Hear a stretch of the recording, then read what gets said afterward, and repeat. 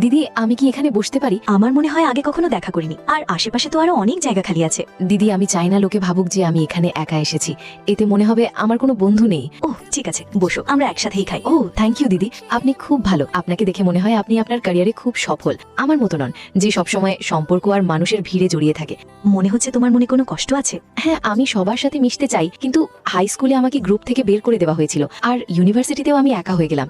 আমি কি এতটাই খারাপ? আচ্ছা, তুমি এসব পরিস্থিতি সামাল দিলে কিভাবে? স্কুলে আমি পালিয়ে যেতে শিখেছিলাম, আর কলেজে আমি মানুষকে খুশি রাখার চেষ্টা করতাম। আরে এটা আমাদের রুমমেট টিনা না? না ডাকতে এখানেও চলে এসছে। হ্যাঁ, ও কত বড় একটা নাছর বান্দা।